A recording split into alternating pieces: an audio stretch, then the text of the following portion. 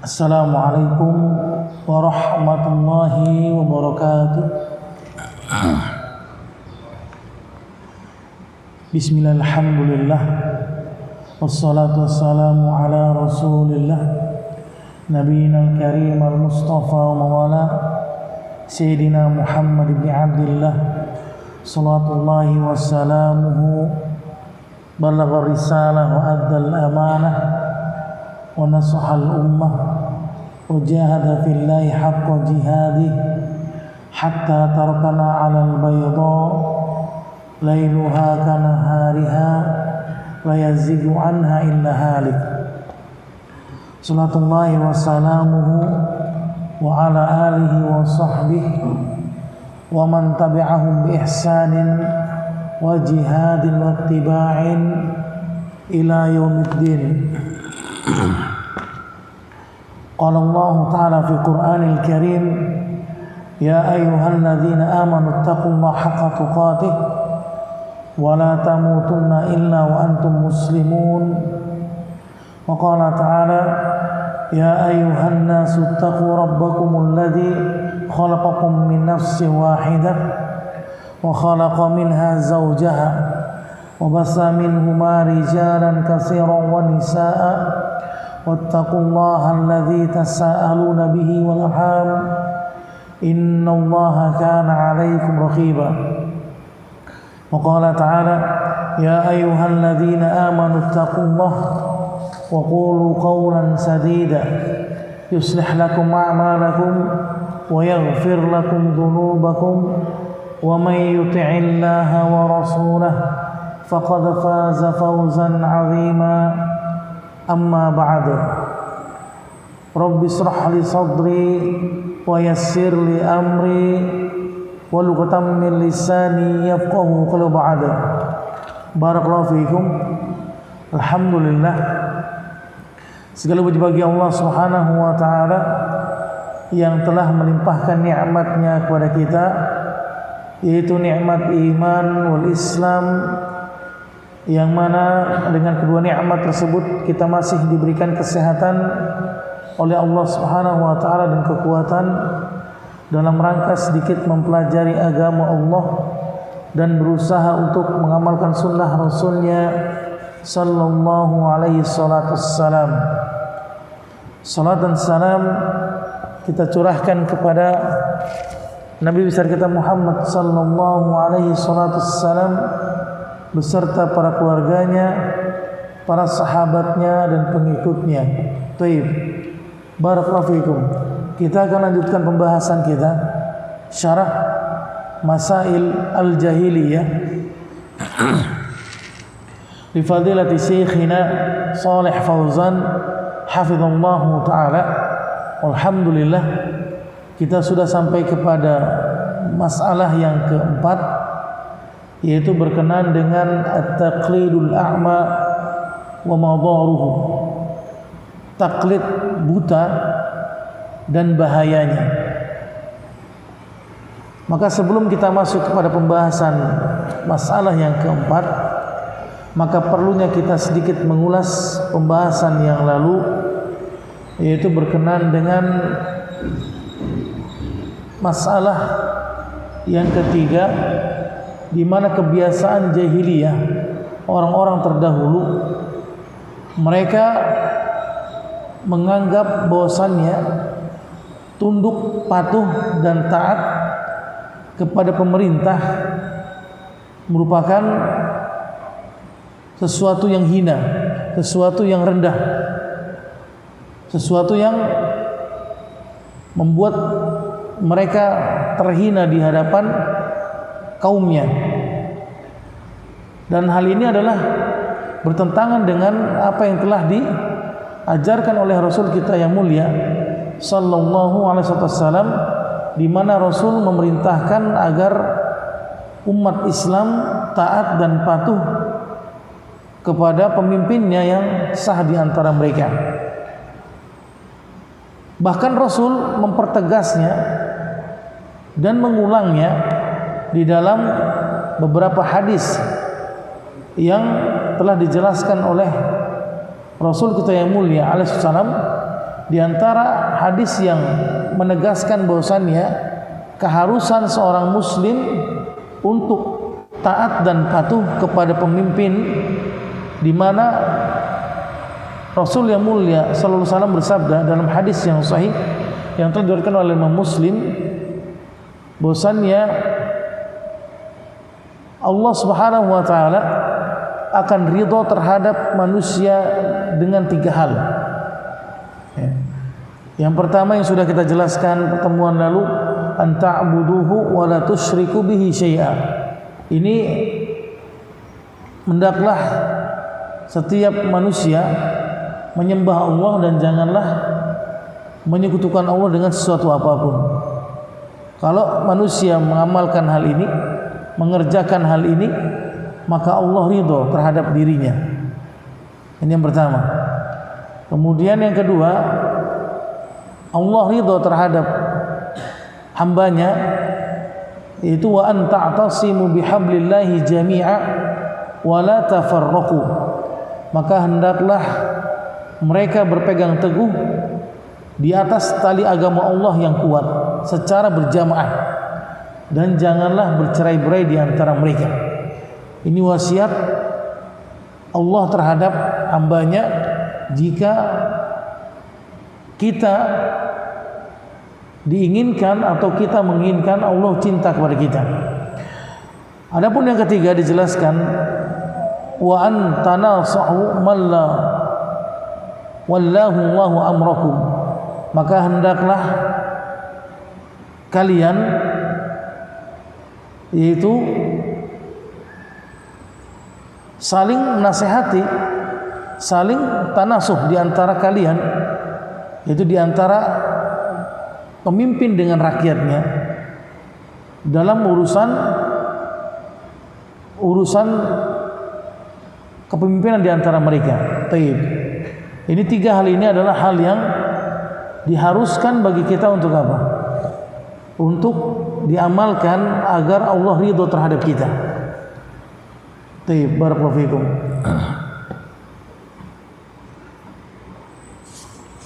Bahkan ditegaskan dalam hadis yang sahih, Rasul yang mulia sallallahu alaihi wasallam mengatakan, kewajiban seorang hamba untuk taat dan patuh kepada siapa? Kepada pemimpinnya. Sebagaimana telah dijelaskan dalam hadis yang sahih yang telah diriwayatkan oleh Imam Muslim, bahwasannya Rasul yang mulia bersabda, "Ati' wa in akhadha malak wa daraba dhahrak." Taatilah pimpinanmu, patuhilah pimpinanmu walaupun pimpinanmu mengambil apa? Hartamu dan memukul punggungmu. Ini kewajiban bagi kita untuk taat dan patuh kepada mereka selama dalam keadaan ketaatan kepada Allah dan Rasulnya. Ini batasan kita dalam taat dan patuh kepada siapa? Kepada pemimpin kita. Tapi kita juga tidak boleh apa? Membangkang, atau tidak boleh kita apa? Mengangkat senjata, atau tidak boleh kita apa? Menggulingkan pemimpin kita ketika mereka dalam keadaan salah menyelisihi Allah dan Rasulnya. Kemudian karena sebab mereka menyelisihi Allah dan Rasulnya, maka ada kesempatan bagi kita apa? Untuk membangkang. Ini tidak diperbolehkan. Maka tetap kewajiban kita apa? Bersabar, ya, bersabar terhadap apa yang ada pada mereka. Baik, barakallahu fikum. Sebagaimana Allah Ta'ala telah mengkhabarkan melalui lisan Rasulnya sallallahu alaihi wasallam dalam hadis yang sahih yang telah diriwayatkan oleh Imam Muslim dan Imam Ahmad dalam musnadnya, bahwasannya Rasul yang mulia bersabda, la ta'ata li makhluqin fi ma'siyatil khaliq. Tidak ada ketaatan kepada makhluk di dalam kemaksiatan kepada Allah. Jadi enggak boleh seorang muslim taat kepada pemimpinnya ketika mereka dalam keadaan bermaksiat kepada Allah. Wa innama ta'atu bil ma'ruf, akan tetapi ketaatan itu dalam hal yang ma'ruf. Baik. Kemudian bagaimanakah cara kita? Dijelaskan seperti apakah cara kita agar kita menasihati atau mengarahkan pemimpin kita, maka dijelaskan oleh Syekh dengan cara apa? Menasihati mereka dengan cara sembunyi-sembunyi. Bainahum wa bainan nasih, antara mereka para pemimpin dan orang yang menasihati. Jadi dipegang tangannya, kemudian dinasihati. Jadi dengan tidak terang-terangan, tidak di mimbar atau tidak di khutbah atau tidak di majlis-majlis atau tidak apa, di perkumpulan-perkumpulan jamaah di antara kita dan sebagainya. Ini bukan termasuk daripada sunnah Rasul yang mulia sallallahu alaihi wasallam. Dan ketika kita melakukan hal tersebut, membuat provokasi, membuat orang marah terhadap pemimpin kita, menggibah mereka, ya, walaupun kita itu sambil bercanda, sambil iseng, misalnya kita sambil ngumpul-ngumpul sama teman-teman kita, kemudian kita bilang, pemimpin kita kok gak jelas nih, hari ini bilang minyak naik, nanti besok minyak turun, nanti besok BBM naik, besok BBM turun dan sebagainya, sambil kita bercanda, kemudian kita rendahkan mereka, maka ini termasuk dari apa? Fahadha minal ghish lahum, kata Syekh. Dan ini termasuk dari menipu terhadap mereka, para pemimpin. Ini nggak boleh. Kemudian kita juga tidak boleh apa? Merasa bangga, senang terhadap jatuhnya pemimpin kita. Dan ini termasuk apa, kata Syekh, wa hadza minal khiyanah liulatil umur, dan termasuk dari khianat, sifat khianat terhadap para pemimpin yang sah di antara kita. Cara yang pertama tadi apa? Dengan cara apa? Dinasehati, sembunyi-sembunyi, dipegang tangannya, atau dengan surat menyurat, atau dengan apa, risalah, SMS dan sebagainya, tidak dengan cara terang-terangan. Kemudian cara yang kedua apa? Mendoakan mereka, mendoakan kebaikan pemimpin kita. Maka tidak akan pernah bisa berubah sesuatu itu kecuali dengan apa? Dengan doa. Karena doa termasuk dari apa? Ad-du'a'u silahul mu'min. Doa adalah senjatanya orang-orang beriman yang paling ampuh. Bahkan Al-Imam Ahmad bin Hanbal rahimahullah ta'ala mengatakan, kalau seandainya aku memiliki doa yang ampuh, doa yang mustajab, yang mujarrab, satu doa, maka aku akan berdoa untuk kedamaian pemimpin dan keadilan pemimpinku.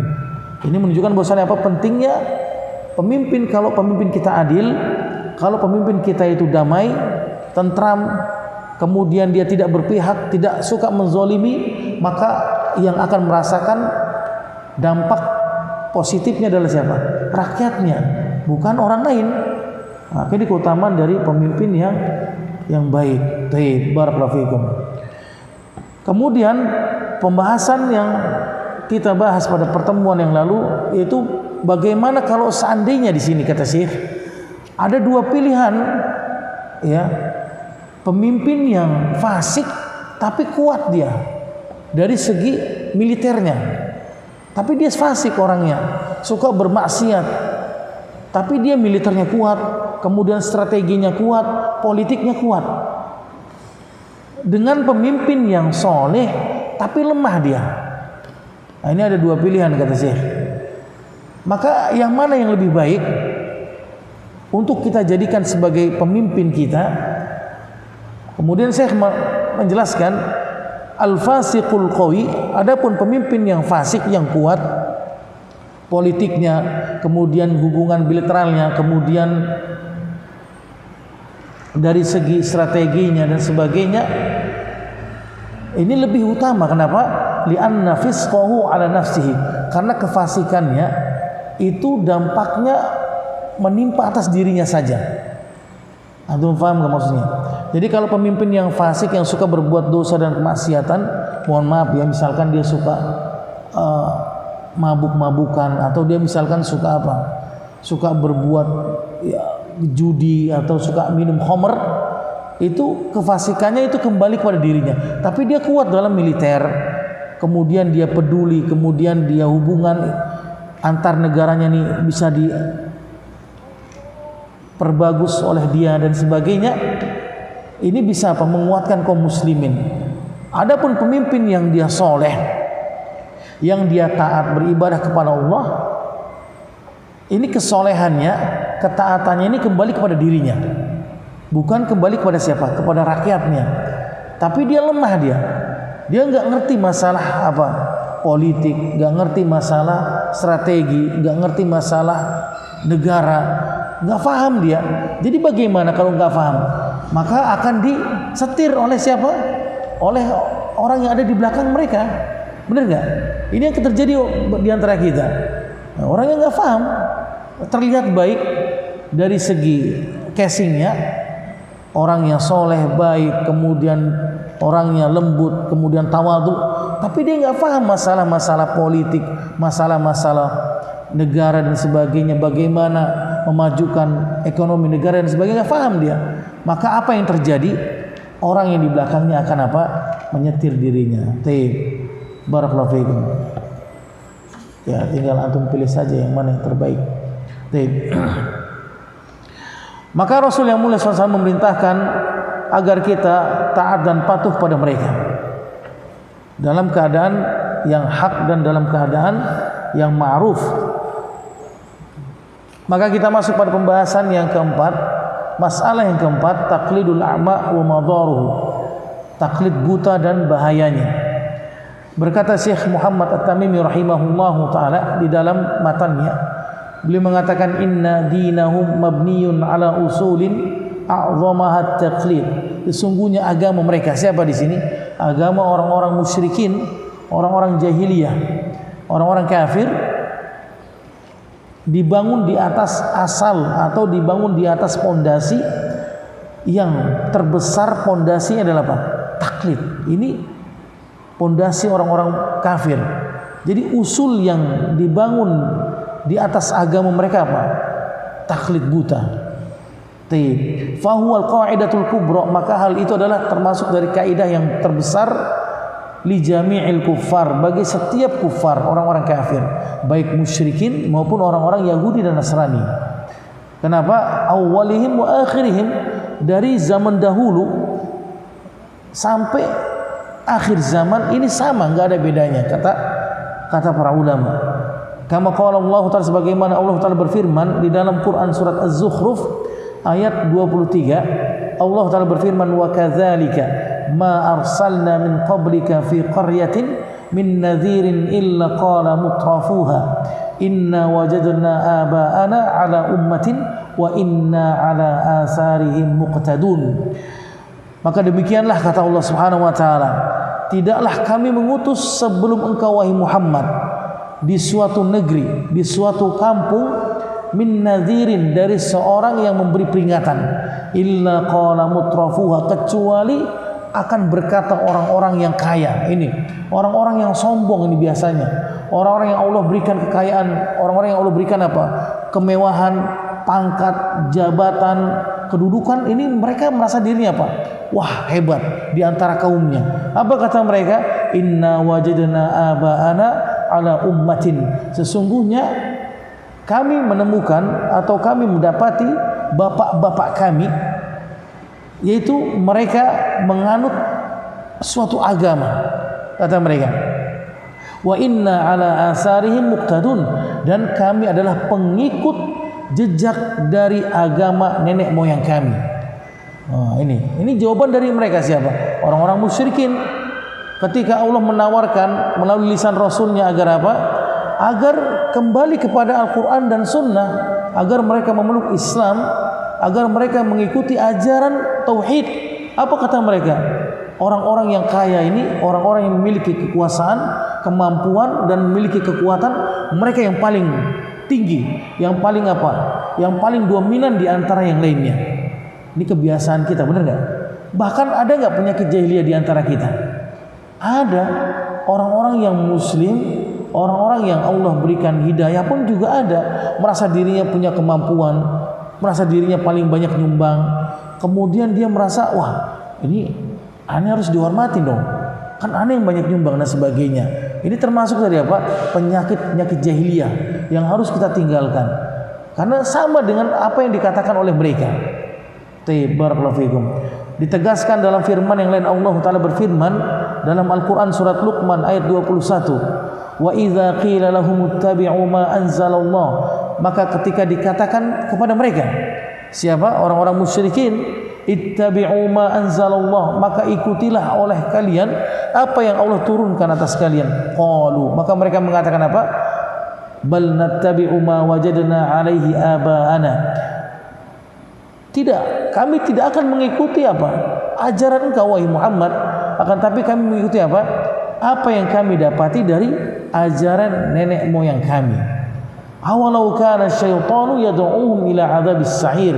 Walaupun kata Allah, syaitan menyeru mereka kepada siapa? Kepada azab yang sangat pedih menyala-nyala. Ini sangat jelas sekali ikhwan. Jadi bagaimana kalau misalkan antum temukan nanti di lapangan ada seorang muslim, iya ada seorang muslim dia, ketika kita sampaikan kepadanya berita yang hak, ketika kita sampaikan kepadanya ilmu yang hak berdasarkan atas Al-Quran dan Sunnah Rasul di atas pemahaman para sahabat, kemudian ditolak olehnya. Apa katanya? Kami hanya mengikuti apa? Kebiasaan ajaran nenek moyang bapak-bapak kami terdahulu. Dan kami adalah orang-orang yang paling melestarikan mengikuti kebiasaan nenek moyang kami yang terbaik. Ini jawaban mereka sama dengan siapa? Orang-orang musyrikin. Nggak ada bedanya. Walaupun apa? Walaupun syaitan menyeru mereka kepada neraka jahanam yang menyala-nyala. Waliyadzubillah. Semua naudzubillah min dzalik. Penyakitnya sama dari dulu sampai sekarang, nggak ada bedanya. Nggak ada bedanya. Orang-orang yang suka hobinya taklid, antum tahu taklid buta kan? Yang udah antum kasih dalil masih saja ngeyel. Apa kata Syekh Albani rahimahullah taala? Sahibu al-haq, orang yang mencari kebenaran itu yakfihi dalilun wahid, cukup baginya satu dalil. Pencari kebenaran kata Syekh, antum kasih satu dalil cukup dia. Berbeda dengan siapa? Berbeda dengan sahibul hawa, pencari hawa nafsu. La yakfihi dalilun wahid wa in kana mi'ata dalil. Enggak cukup baginya Pak satu dalil. Walaupun antum kasih dia 100 dalil, maka tidak akan cukup baginya. Ini enggak akan cukup mereka. Tapi kalau antum pencari kebenaran, pencari hak, antum niatkan benar karena Allah, mencari kebenaran, dikasih tahu nasihat oleh teman antum sekali saja. Antum nggak boleh begini, akhi. Kenapa? Rasul yang mulia mengatakan ini dan itu. Langsung antum apa? Sami'na wa ta'na. Langsung taslim antum. Rujuk kembali kepada kebenaran. Tapi kalau orang-orang yang hawa nafsunya ini sudah lebih mendominan, kemudian di atas syahwat dia, beribadah di atas syahwatnya. Apa? Menurut kakek-kakek moyangnya mereka, bapak-bapak mereka, guru-guru mereka, syekh-syekh mereka, kemudian siapa?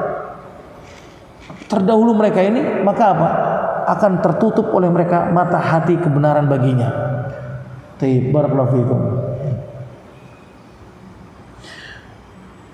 Ditegaskan dalam firman yang lain, Allah Ta'ala berfirman dalam Quran surat Saba ayat 46, Qul innama a'idzukum biwahidah an taqumu lillahi masna wa furada thumma tatafakkaru ma bisahibikum min jinnah. Katakanlah ya Muhammad, sesungguhnya aku hendak memperingatkan engkau dengan satu hal saja, kata Allah. Jadi bagaimana sih Allah peringatkan kita dengan satu hal? Apa di sini? Antaqumu lillah, maka hendaklah engkau menghadap Allah dengan ikhlas. Engkau beribadah kepada Allah dengan mengikhlaskan diri engkau kepada Allah, masna wa furada, dalam keadaan engkau berdua maupun dalam keadaan engkau sendiri. Summa tatafakkaru, kata Allah, kemudian hendaklah kalian berfikir, berakal, gunakan akal kalian, kata Allah. Ma bisahibikum min jinnah, maka tidaklah sahabatmu ini siapa? Muhammad adalah seorang yang gila. Ini diserukan kepada siapa di sini? Orang-orang musyrikin yang mereka menolak dakwahnya Rasul, menolak dakwahnya tauhid. Mereka mengatakan, ngapain Muhammad ngumpulin kita di suatu tempat? Apa kata Muhammad? Ayyuhan nas, wahai manusia, qulu la ilaha illallah, ucapkanlah oleh kalian satu kalimat la ilaha illallah, tuflihu, kata Rasul, maka kalian pasti akan selamat. Apa kata mereka? Orang-orang musyrikin, orang-orang pembesar-pembesar Quraisy, orang-orang yang memiliki kekuasaan, kekayaan, mereka mengatakan, apakah hanya karena ini wahai Muhammad engkau mengumpulkan kami di suatu tempat dan engkau menjadikan Tuhan kami itu Tuhannya satu? Inna hadza la syai'un ujab, kata mereka. Sesungguhnya ini adalah sesuatu yang ajib, mustahil bagi kami, enggak masuk akal. Enggak masuk akal di kami wahai Muhammad. Antum bisa bayangkan di sini. Rasul mengatakan, katakanlah kalimat la ilaha illallah maka kalian selamat. Tapi dibantah oleh mereka. Yang membantah siapa di sini? Pembesar Quraisy. Bukan orang-orang yang kecil, yang bukan, pembesar Quraisy, dengan mengatakan, apakah hanya karena ini wahai Muhammad engkau mengumpulkan kami di suatu tempat, engkau jadikan Tuhan-Tuhan kami itu Tuhan yang satu, yaitu Allah, maka ini adalah sesuatu yang amat sangat ajib, mustahil bagi kami. Kira-kira benar nggak jawabannya seperti yang antum misalkan? Antum dakwakan dakwah tauhid. Kalau antum nggak percaya, antum coba nanti di masjid-masjid. Atau antum datang misalkan ke tempat di mana orang yang suka ritual-ritual apa? Wisata religi. Antum tanyakan kalau nggak percaya sama mereka. Katakan, kenapa antum begini sih? Apa tujuan antum begini? Kenapa antum tidak berdoa sama Allah langsung? Kenapa antum menjadikan sang mayit, sang imam sebagai wasilah? Apa kata mereka? Aneh nih orang. Datang-datang ngumpulin kita cuma hari ini doang. Ini kan lestari kami, lestari nenek moyang kami. Ya kan, sama dengan orang-orang musyrikin jawabannya. Gak ada bedanya. Kita dibilang gila lah, dibilang ekstrim, dibilang gak jelas, dibilang tidak melestarikan, lestari nenek moyang, kebudayaan dan sebagainya. Gak ada bedanya dengan orang-orang musyrikin terdahulu jawabannya. Taib. Kemudian ditegaskan oleh Allah dalam firman-Nya Al-Qur'an surat Al-A'raf ayat yang ketiga, ittabi'u ma unzila ilaikum min rabbikum wa la tattabi'u min dunihi awliya. Ikutilah oleh kalian apa yang telah diturunkan atas kalian dari Rabb kalian, itu apa? Al-Qur'an. Wa la tattabi'u min dunihi, dan janganlah kalian mengikuti selain darinya awliya, yaitu pemimpin-pemimpin kalian, yaitu apa? Para wali-wali kalian dari orang-orang yang menyeru kepada neraka Allah Subhanahu wa taala. Qalilan ma tadhakkarun. Apa kata Allah di akhir dalam surat Al-A'raf? Maka sedikit sekali di antara mereka yang mengambil pelajaran hal ini. Jadi yang harus kita pahami di sini bagaimana ikhwan? Tatafakkaru di sini, berfikir kita di sini ikhwan.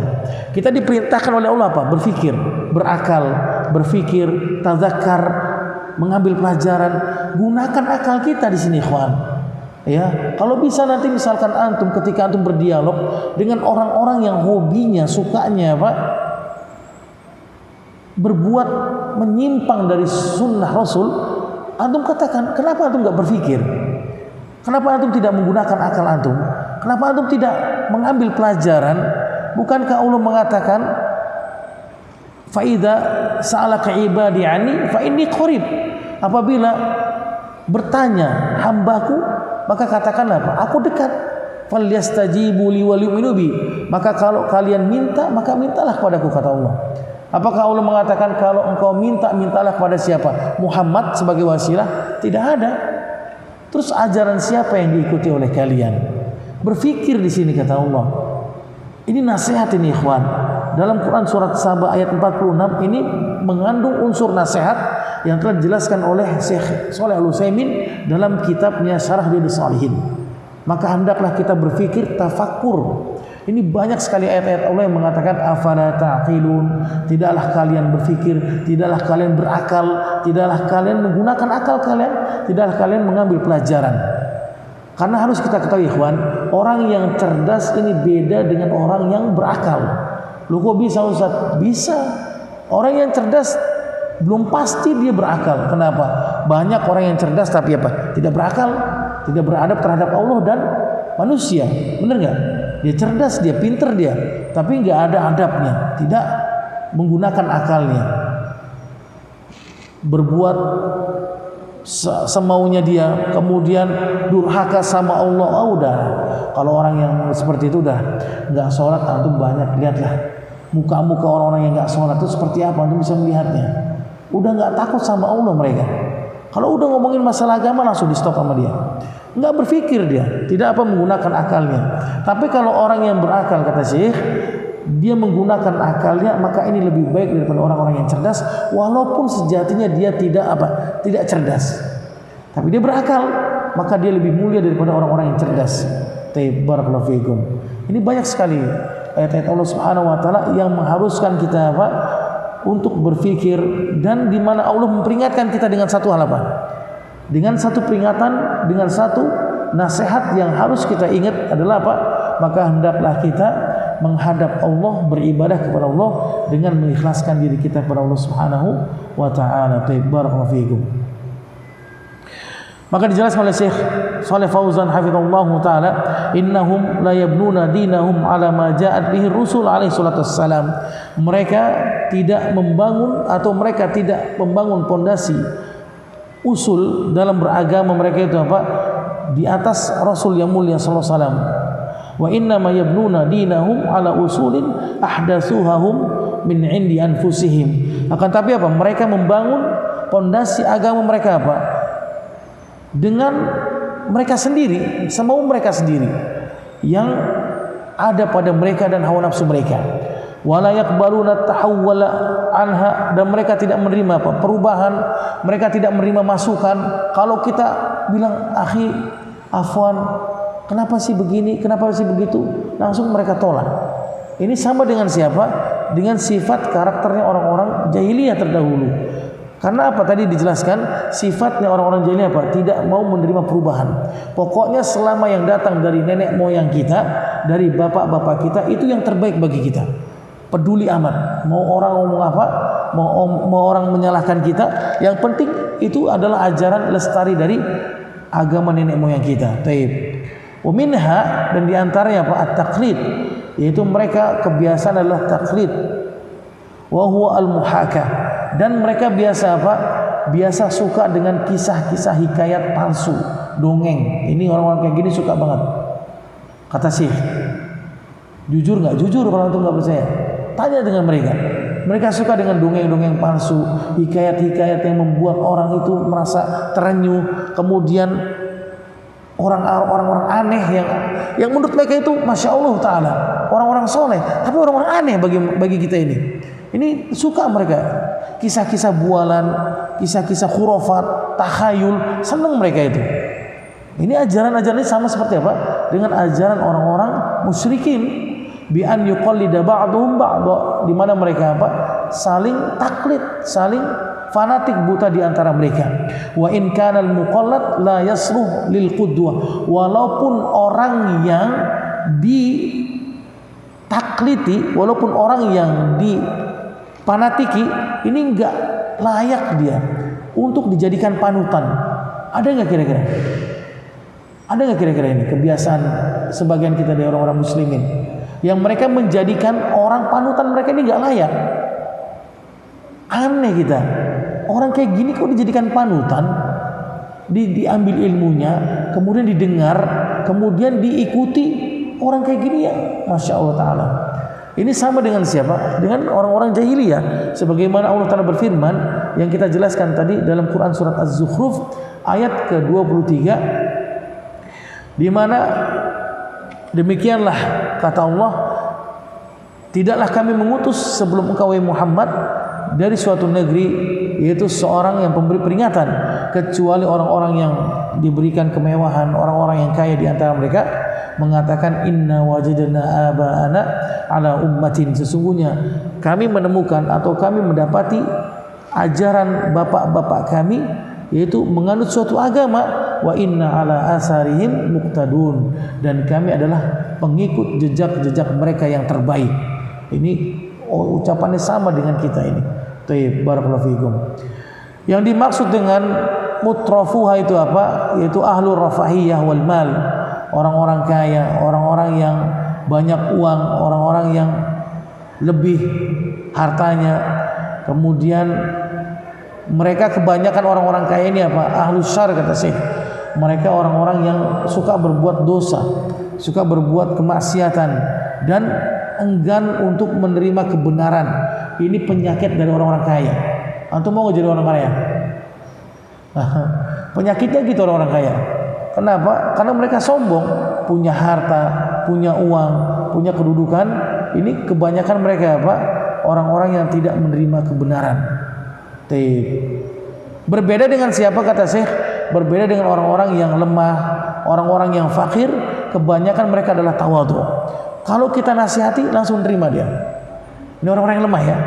Orang-orang yang tawadhu, orang-orang yang fakir, miskin. Bukan berarti kita harus jadi orang miskin, enggak. Tapi kebanyakan dari orang-orang yang miskin itu, orang-orang yang fakir lebih dekat kepada apa? Kebenaran. Berbeda dengan orang-orang yang kaya, orang-orang yang mereka dikasih kekuasaan, harta, jabatan, pangkat, mereka kebanyakan adalah ahlus syarri dan orang-orang yang menolak kebenaran. Barakallahu fiikum.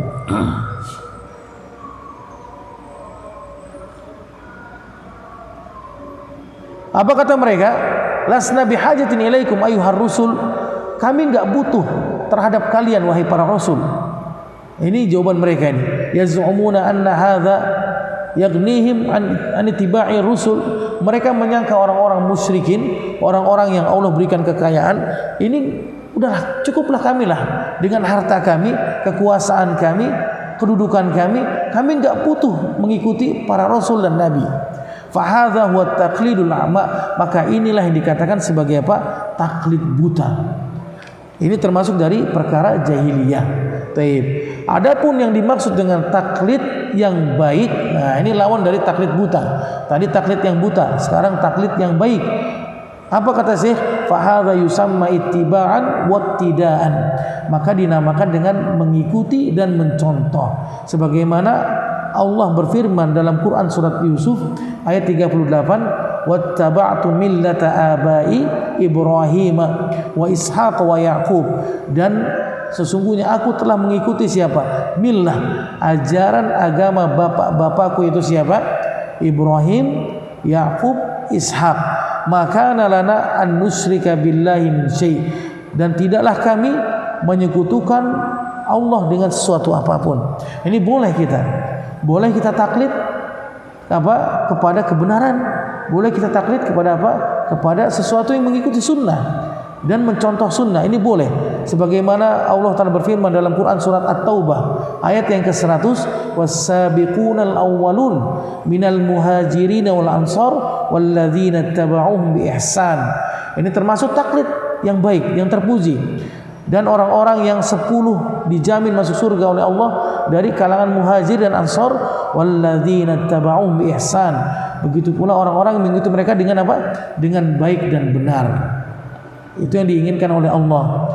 Jadi boleh gak kita taklid? Boleh, silakan antum taklid sama Ustadz Fulan yang kira-kira baik benar, lurus manhajnya, ajarannya lurus, kemudian dakwahnya lurus, antum boleh taklid kepadanya, boleh.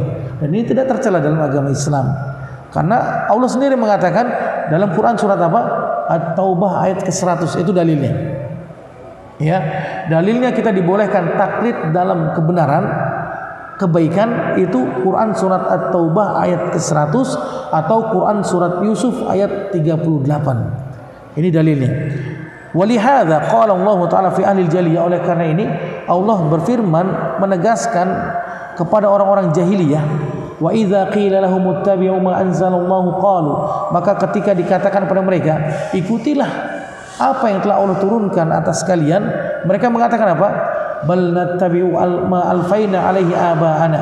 Tidak, tetapi kami tidak akan mengikuti apa yang kami dapati kecuali dari bapak-bapak kami. Antum bisa bayangkan, Rasul mengatakan ikutilah ajaran Allah, ikutilah Al-Quran. Apa kata mereka? Tidak akan mungkin kami mengikuti engkau wahai Muhammad. Yang kami ikuti siapa? Bapak-bapak kami atau nenek moyang kami. Walau kana aba'uhum la yaqilun, kata Allah. Walaupun bapak-bapak mereka, nenek moyang mereka adalah orang-orang yang tidak mengetahui, orang-orang yang tidak beragama, orang-orang yang tidak faham, orang-orang yang tidak mengetahui kebenaran, wala yahtadun, dan tidak mendapatkan petunjuk Allah Subhanahu wa taala. Baik, barakallahu fiikum. Nah, ini benarlah yang telah dijelaskan oleh Allah Subhanahu wa taala. Kebanyakan dari orang-orang yang berjalan di atas hawa nafsu mereka bagaimana dalam beragama? Bagaimana mereka? Ketika mereka beragama, mereka mengikuti apa? Hawa nafsunya mereka.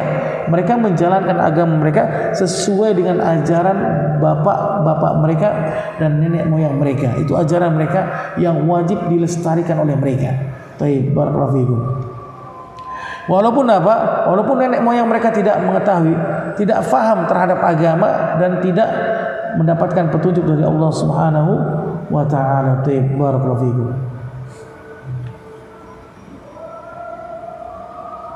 Taib.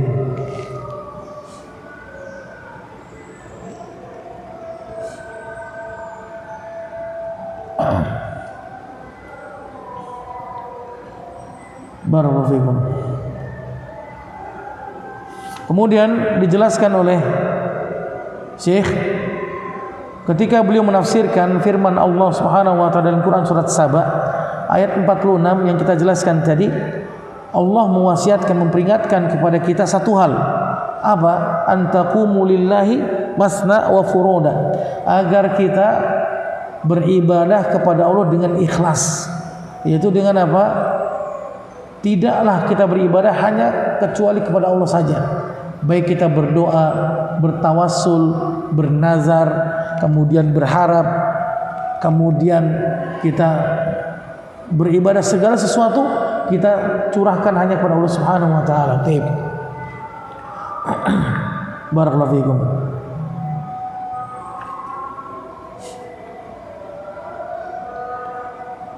Antaqumu lillahi, maka hendaklah engkau menghadap Allah dengan ikhlas. Apa itu maksudnya? La lil hawa wal asabiyah. Tidak kita menghadap Allah dengan hawa nafsu dan fanatik buta. Ini nggak boleh kita. Ya, tidak boleh kita apa? Beribadah dengan dilandasi hawa nafsu dan fanatik. Misalkan apa contohnya? Apa contohnya? Yang antum ketahui selama ini? Hawa nafsu dan fanatik buta.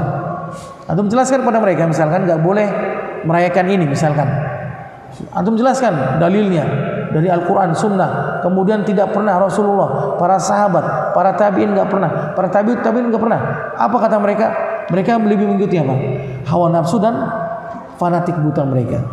Ini yang telah dijelaskan oleh Syekh, sama dengan mereka. Barakallahu fikum.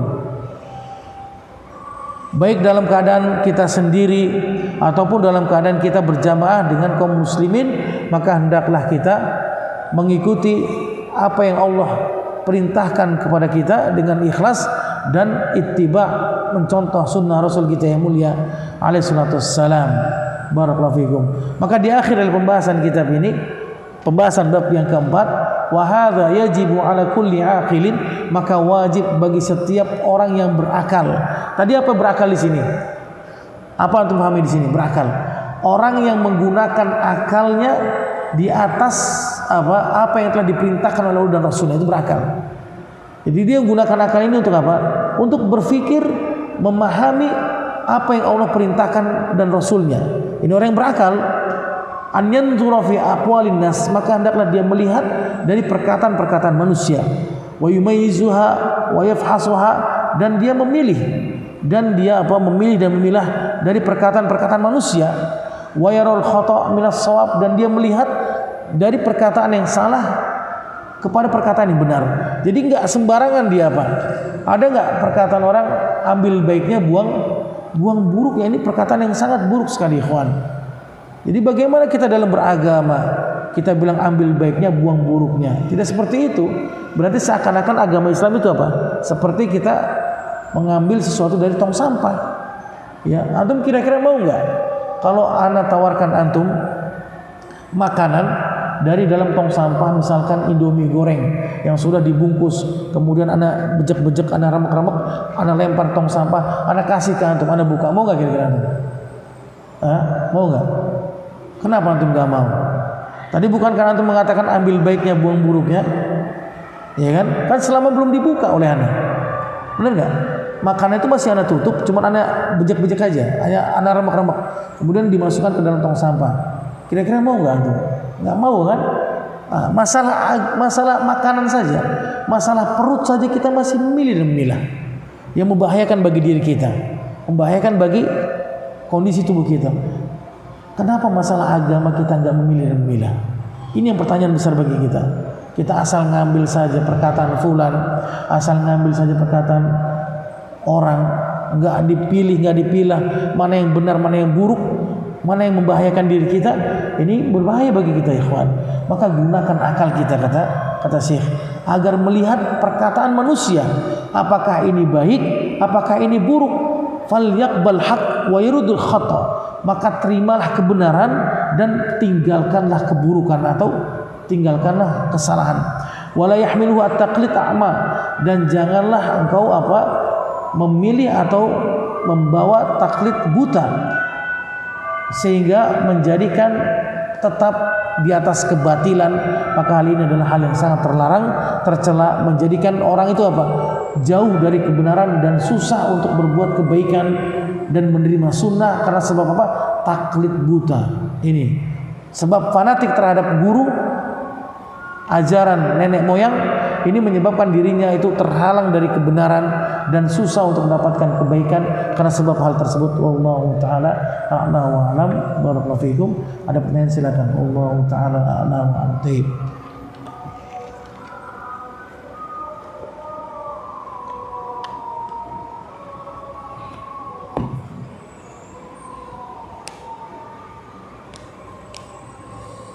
Ada pertanyaan?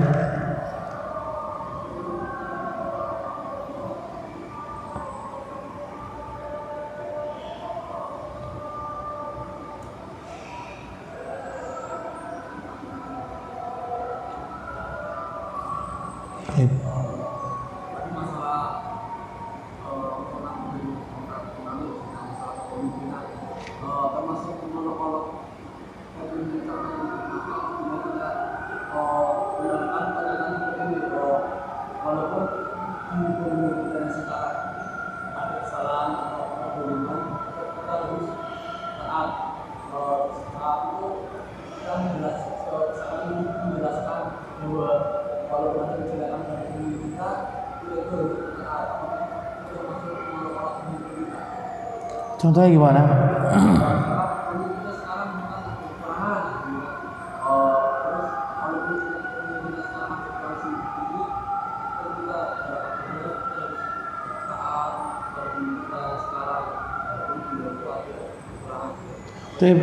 Beda antum menjelaskan dengan antum mengolok-olok, berbeda.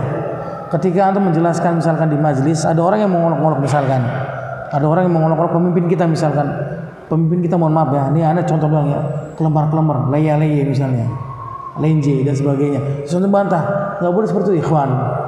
Tetap kita hormati pemimpin kita, walaupun ada kekurangan pemimpin kita. Nah, antum menjelaskan padanya, antum menasihatkan dirinya, maka itu bukan termasuk dari antum menghina dan mengolok-olok. Ya seperti itu. Ya, antum menjelaskan kepada orang yang telah mengolok-olok pemimpin kita yang sah di antara kita. Paham? Itu hanya sekedar menjelaskan saja. Berbeda dengan yang tadi yang pertama.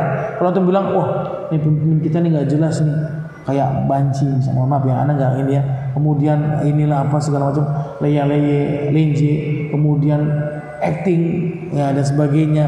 Nah, itu kan menghina, mengolok-olok. Jelas itu.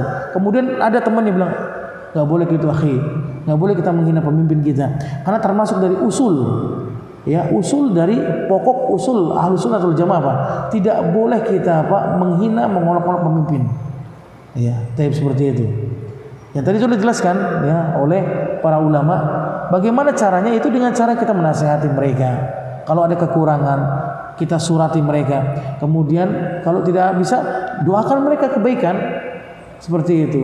Kita perhatikan bagaimana Imam Ahmad bin Hanbal. Apakah Imam Ahmad menyuruh anak muridnya itu untuk membangkang, untuk memberontak kepada khalifah ketika itu? Tidak. Berapa tahun Imam Ahmad dihukum seperti itu? Lama ikhwan, bukan setahun, bertahun-tahun dia dihukum. Sampai 3 generasi khalifah. Itu bisa bayangkan di situ.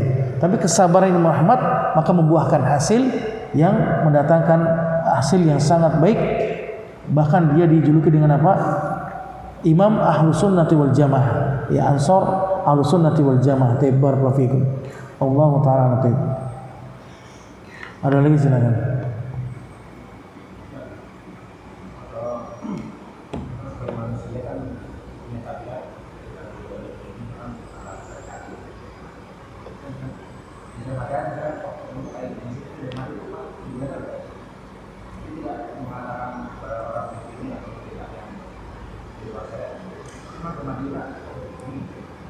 Kalau misalkan antum tidak ucapkan ya tidak dicatat oleh Allah keburukannya, hanya di dalam hati antum.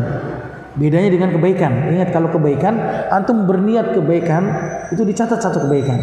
Ketika antum beramal kebaikan itu maka dicatat oleh Allah 2 kebaikan. Berbeda dengan keburukan. Kalau dosa itu antum masih niatkan saja, tidak dicatat oleh Allah Subhanahu wa taala. Seperti itu ya. Taib. Walaupun antum misalkan dongkol, tanah antum dirampas oleh pemerintah misalnya, mohon maaf ya, dirampas oleh pemerintah. Kemudian antum bilang, kok gini ya pemerintah kita ya. Tapi antum nggak ngomong, antum dalam hati antum. Nah, ini tidak termasuk dari berbuat mengolok-olok pemimpin pemerintah. Taib. Barakallahu fikum. Allahu taala a'lam wa a'lam. Taib. Barakallahu fikum. Ada lagi? Azan dulu gimana? Udah azan. Taib. Cukup ya? Taib, kita cukupkan pertemuan dengan Allah Subhanahu wa bihamdik. Asyhadu an la ilaha illa anta astaghfiruka wa atubu ilaik. Assalamualaikum warahmatullahi wabarakatuh.